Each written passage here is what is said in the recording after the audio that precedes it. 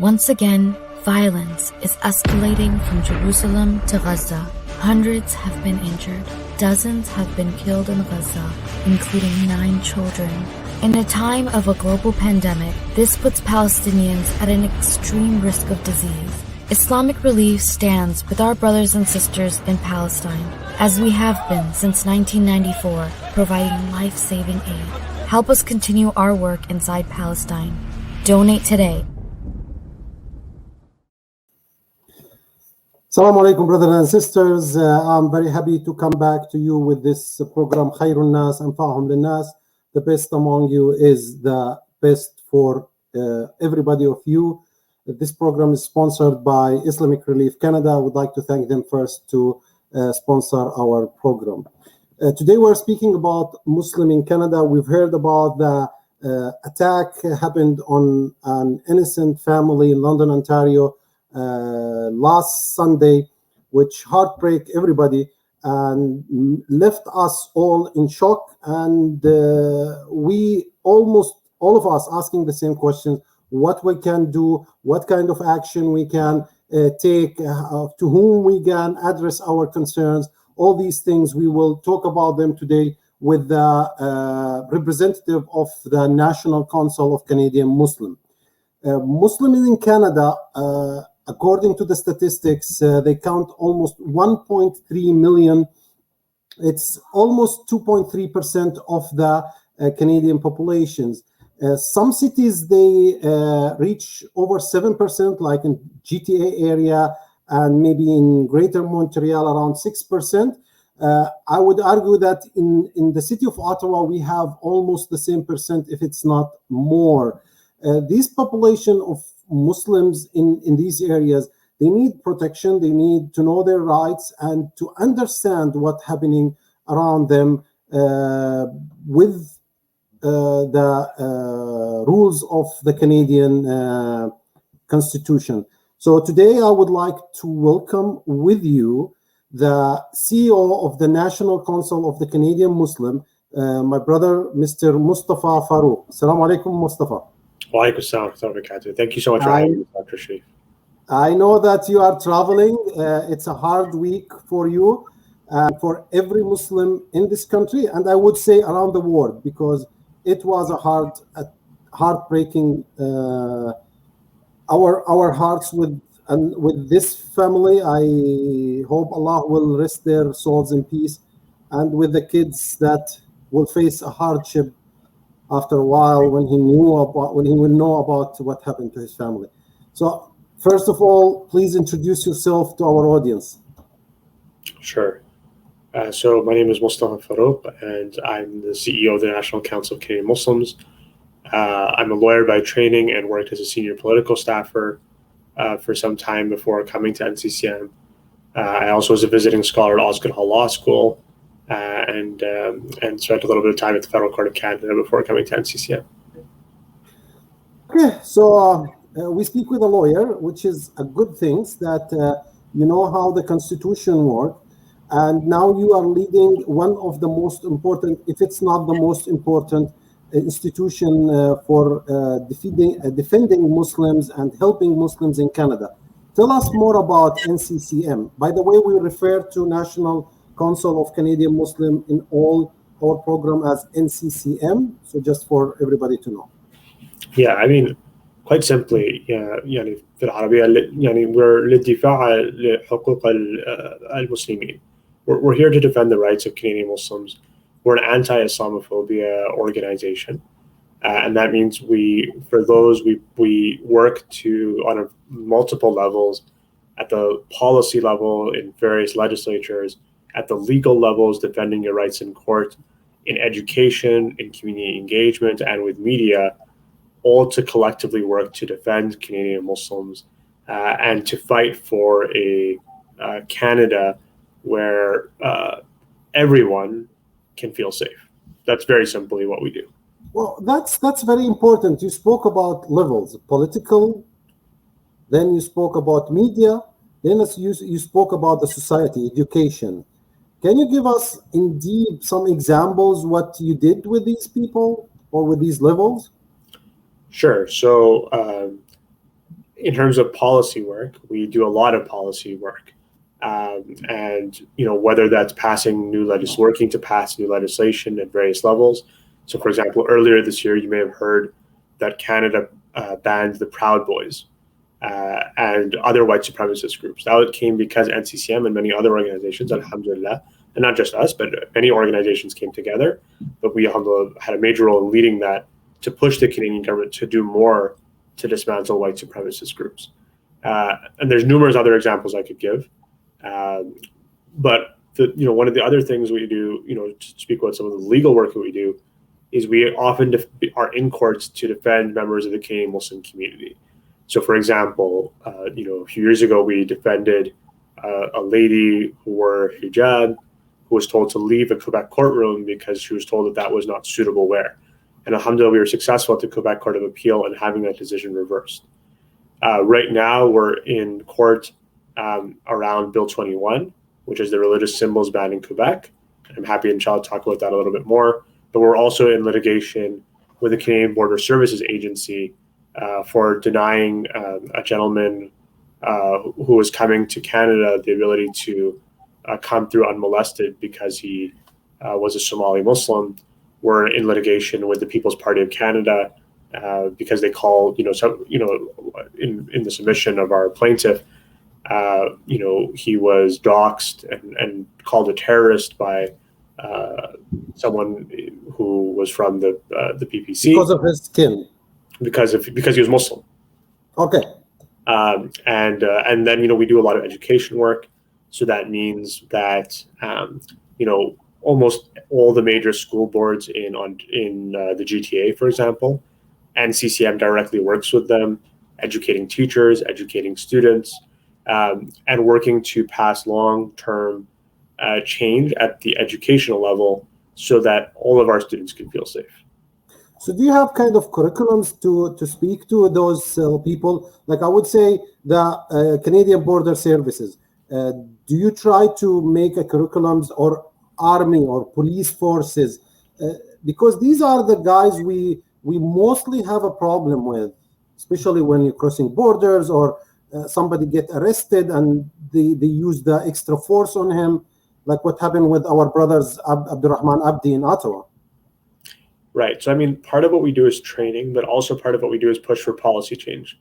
So, like, for example, if we talk about the CBSA or CSIS, we push very heavily for things like CSIS oversight, which came, and we fought for that for over a decade. And alhamdulillah, successfully given. And now we work directly with NCCM and other agencies that are in an oversight body over CSIS. That's the kind of longitudinal work that we do, which you might not always see or know about or hear about, but it's very important that we're proactively working on these things so that we, in the long term, can solve the issues in front of us. So for people who doesn't know what is CSIS is the intelligent forces. It's like the CIA for USA. It's the one in Canada. So please, Brother Mustafa, let me know, tell us, when did it start, when the NCCM start, and what's the story behind it? Is there a story, or you just collectively came and say, okay, we will organize something to help our Muslims in Canada? So, NCCM started a long time before, me. We've been around for almost 20 years, and has had a number of important work, things that NCCM did at the time. From defending Maher in his repatriation to many other important issues involving Canadian Muslims, eventually also dealing with a lawsuit with the Prime Minister's office, where at that time a representative from Prime Minister Stephen Harper's office accused NCCM of having nefarious connections, which NCCM was successful on in litigation. It's been those kinds of longitudinal battles, but alhamdulillah, with the strength of our community, with the support of our community, we've been able to grow a lot further and a lot farther in the last few years. And that's been because of all of your support. So we've heard some examples of your targeted audience or people you want to work with. But do you also try to work with Muslim communities to educate them about their rights, about their responsibilities, and how they can talk to their neighbors? Because we are the best messenger of who we are. So if we put ourselves in a good example, people will respect us. I guess most of people will respect us. So tell us about your work with the community. So we do a lot of work with community engagement. So that means that in Ontario, we're constantly engaging with our Masajid, with community organizations, whether they're Pakistani or Arab or Somali or what have you, from a variety of different sects and approaches, so that we can collectively work at making our societies better. Do we have a lot more work to do? Absolutely. And one of the biggest things that you can do to help us in our work and as we try to grow and do more is tell us your nasiha, give us your suggestions. We're always available to listen and to dialogue. You can send us an email anytime at info@nccm.ca. Let's say you have a question, you need help, you want to give us advice, you want to give us a suggestion. Obviously, we have the National Action Summit on Islamophobia coming up, which we're just committed to by the federal government in question period this week. We're going to need all of your advice and thoughts, and the process for how to submit your ideas and thoughts is going to be out soon. But we're all going to need, especially with what's happening right now, we all need to come together more now, more than ever. That unity together is so critical. I just left in the comment the website, the NCCM.ca. It's very easy, and I put it on the screen so people can see it and look into more information. Next, I prepare a video telling us more about NCCM, so we will watch it together. We've been there for Canadian Muslims, actively engaging, empowering, educating about our rights, our responsibilities. If we don't speak up for our rights, no one else will. Defending fundamental rights and freedoms in the highest court of the land. Canadian Muslims understand the importance of public safety and national security. Indeed, they benefit from national security as much as any other Canadian does. But Canadian Muslims pay a higher cost for that security. Explaining who we are to our neighbors, friends, colleagues, and beyond. Engaging with community partners. Mobilizing around issues that matter to all of us. Standing up for human rights. And we need to hear a very clear message from political leaders that hatred in any form against any group is not acceptable. We need to hear that loudly and clearly, particularly in such a charged climate. Working behind the scenes to help employers understand how to make diversity work. The employer came to us and said, we want to develop a new uniform policy with your assistance, with your support. What are the requirements? How can you help us? Let's work together. Providing expertise from professionals in the field. Well, rights is only one half of the equation. To be complete citizens, to be meaningful citizens, we also need to understand that with citizenship comes obligations. Training tomorrow's leaders. I had the fire in me, and now I have the tools, and what more can you ask for? Responding to misinformation and organized smear campaigns. I want to examine, I want to think about, to encourage us to think about Islamophobia, the fear of Muslims, anti-Muslim prejudice, not only as an organic social phenomenon, but as a product that is manufactured, packaged, sold, and consumed. I would argue that the majority of the people who are buying these ideas are not racists or bigots or even Islamophobes in the usual sense of the word, but rather people who are looking for answers. NCCM is there to offer real answers to today's questions about Islam, sharing strategies on how to get our story out. First of all, the reason we're doing this is because we want people to accurately, fairly, effectively, sensitively cover us. Inspiring Canadian Muslims with positive role models, promoting activism and community participation. We are the National Council of Canadian Muslims. We are your voice, your future.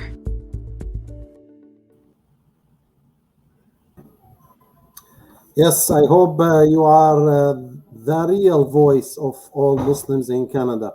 So this is actually explained a lot to us, but there was a question, and I would like to emphasize or a point, the human resources. So can you help also companies to adopt some human resources where you can challenge anti-racism within the companies?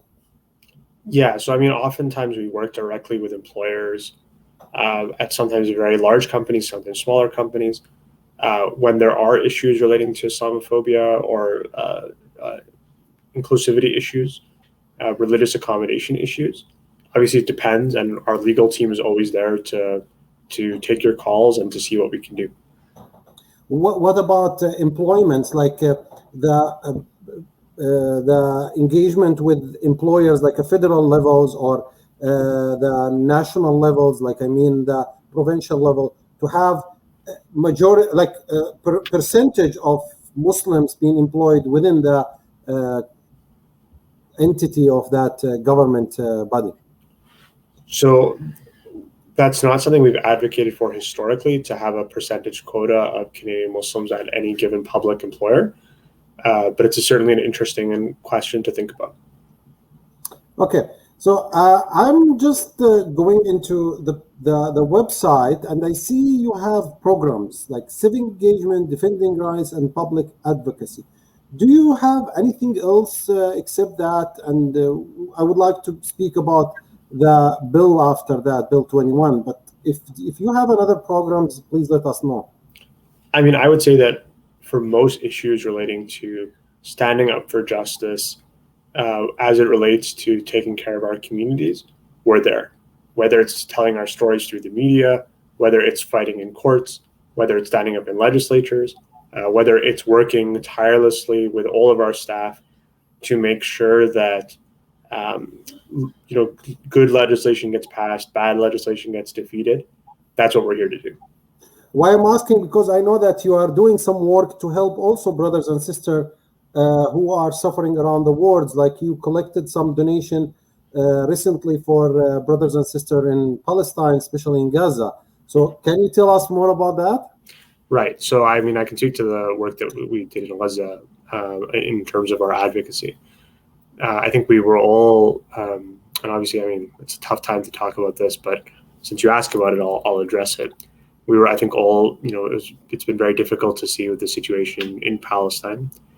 It's broken all of our hearts to see what happened on the 27th of Ramadan in Palestine and Al-Aqsa.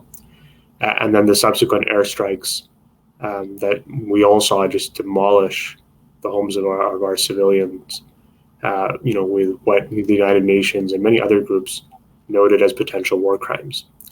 And so one of the things we began to do is work very heavily with the Ministry of Foreign Affairs as well as others to push the Canadian government to be more active on the issue.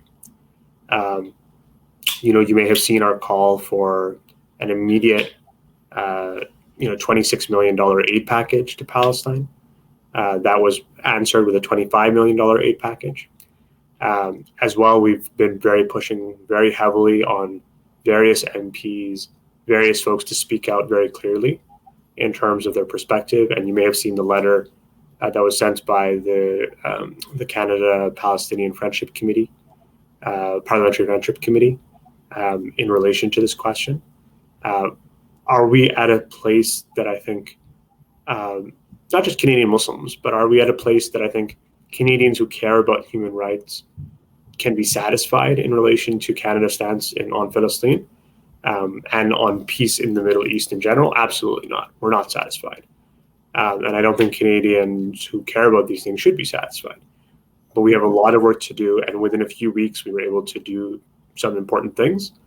Let's continue to push forward as we set forward on changing Canada's stance as a middle power to do important work on fighting for peace and justice everywhere. But again, these are tough times that we're living in with what happened in London just now. This has been especially tough. We have to think about how do we take care of all the members of our community, whether they're here, whether they're elsewhere. Yeah, we'll come to that. But back to our questions. You worked with several charitable organizations to bring your donation to Gaza. Can you tell me more about that? I think you worked with Islamic Relief on that matter, is it? So we're not a charity, like we don't do humanitarian work. Okay.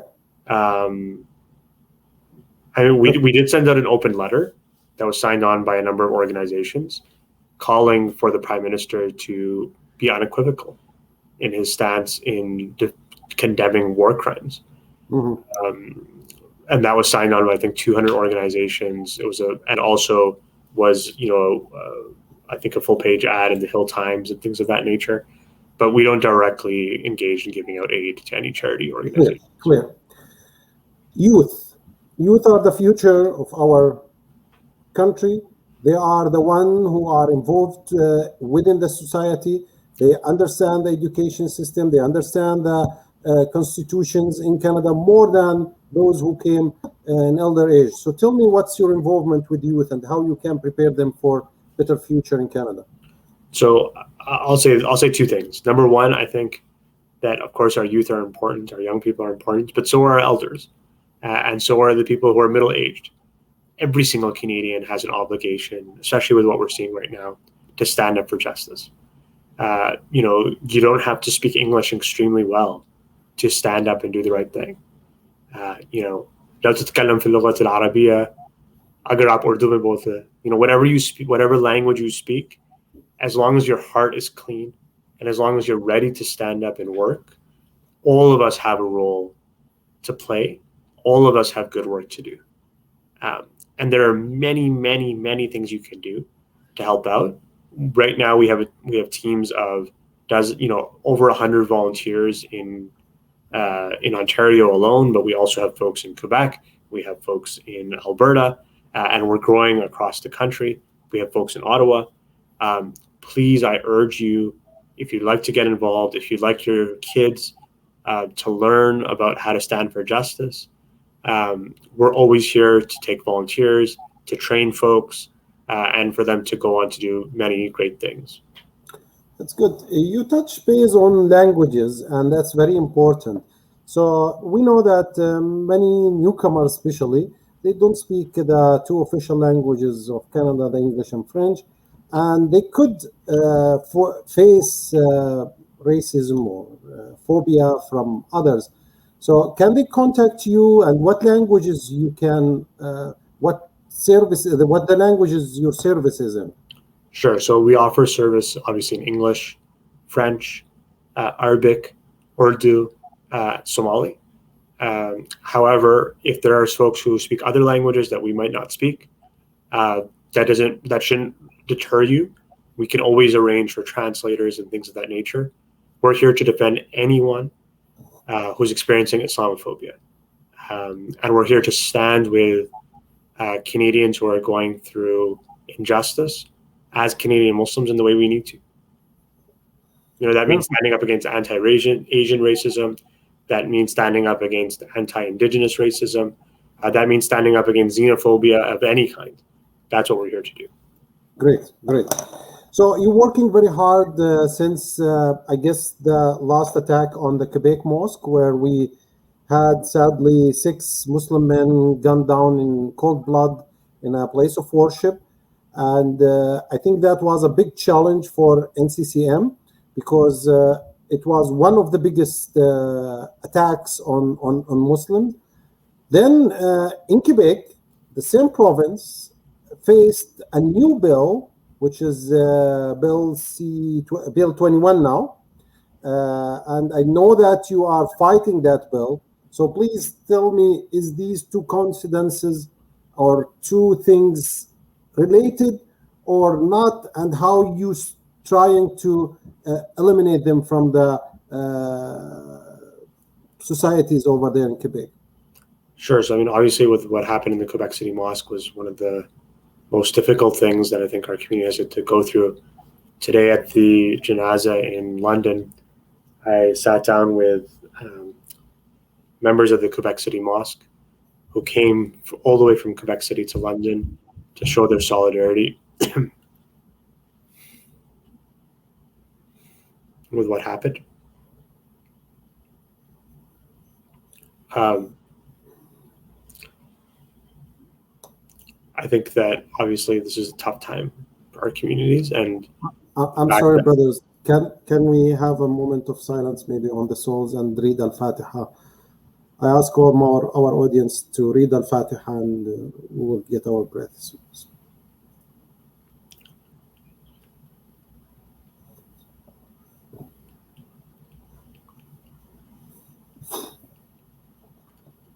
Obviously, it was a hard time for all of us.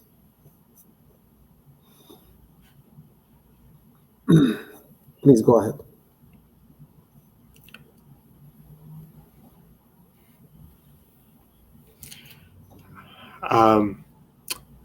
I mean, obviously, for shortly after we had the Quebec City mosque shooting, NCCM worked in court to strike down a bill called Bill 62, which was a bill that prevented women who wore niqab from accessing public services. NCCM was successful in court with the Canadian Civil Liberties Association in getting a stay on that bill. And so the new government that came, the CAC government, their response to that was to bring a bill that banned those who wore hijab or all religious symbols from getting certain public sector jobs.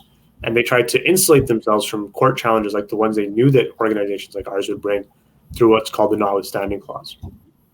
We've been fighting that in court since the day it passed. Within 24 hours after they passed their bill, we had filed our legal challenge.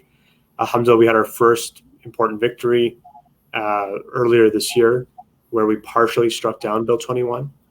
The Quebec government has appealed to the Quebec Court of Appeal. We're cross-appealing that as well, because we need to strike the whole thing down. We all, as Canadian Muslims, but not just Canadian Muslims, if you're any human being that cares about justice, that cares about second-class citizenship not being a thing in this country, we need to strike down this bill. It's unfathomable that if you wear a hijab, if you wear a kippah, you can't become a teacher in a French public school. It's unacceptable. Nothing religious. Okay. So you're still fighting it in the court now? That's right. Okay. So is it still in the Quebec court or the federal? No. So we're waiting to see what the answer of the Quebec Court of Appeal is. Okay. So do you want to collaborate on the stand of the Prime Minister 2 days ago when he was talking about this bill? So, I mean, what I'll say very clearly is that I think that the stance that the Prime Minister has taken on this bill has been insufficient. He's said that he's opposed it, which opposes it, which is a good thing, which is pretty much the same position as the Conservative Party and the NDP. There's some small differences, which are important to note. But I think what we can say overwhelmingly is that the responses by major party leaders on Bill 21 is just completely unsatisfactory. They need to do more, and we've called on the federal government to do more. And it's an issue that is of grave concern to our organization, but to many other Canadian Muslims.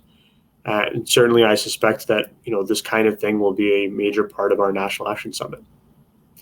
So, the London attack came last Sunday on a family of 5.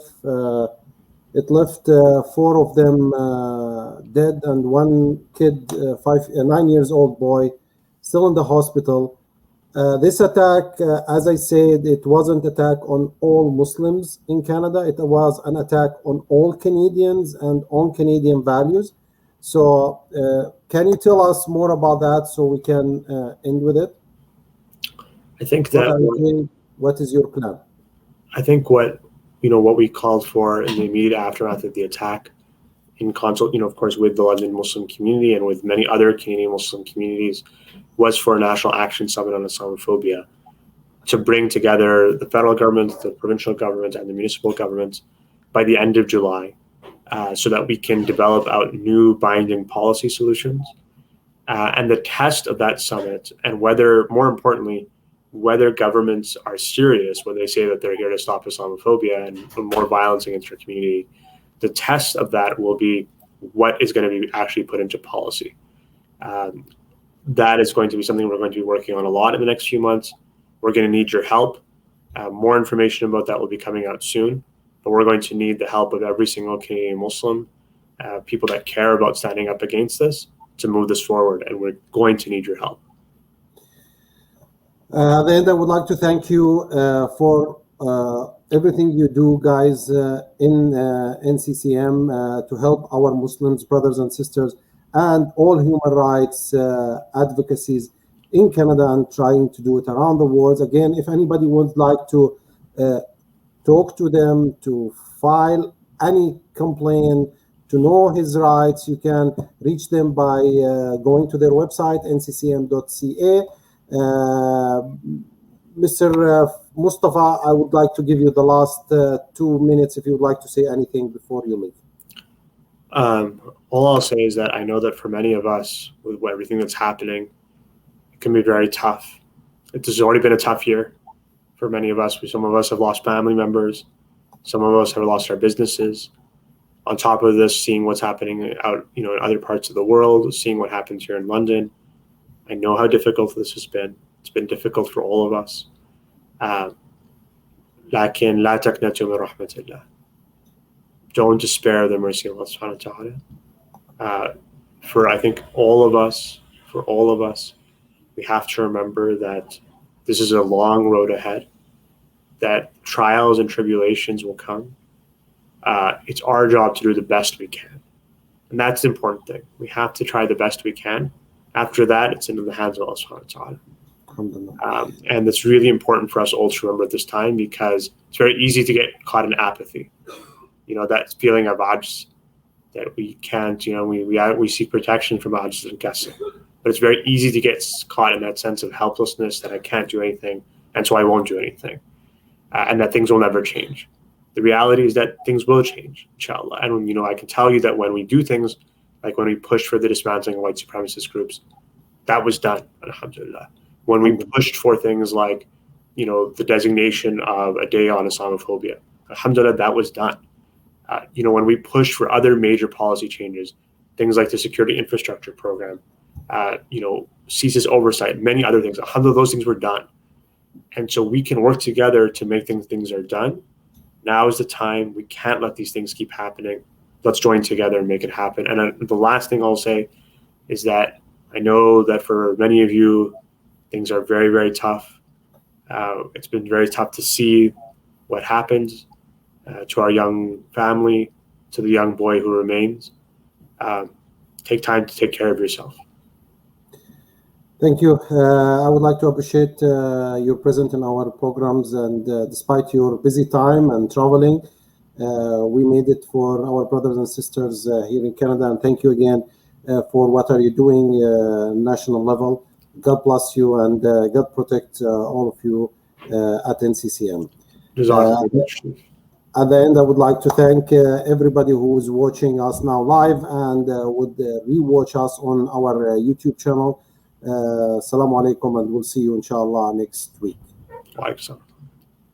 في 47 دولة حول العالم وفي أشد الأحوال صعوبة، كانت الإغاثة الإسلامية في قلب الحدث.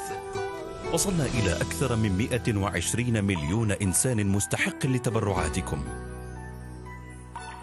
نحظى بدعم الحكومات المانحة وكبرى وكالات الأمم المتحدة. تبرع الآن للإغاثة الإسلامية عبر العالم. زكاتك سعادة.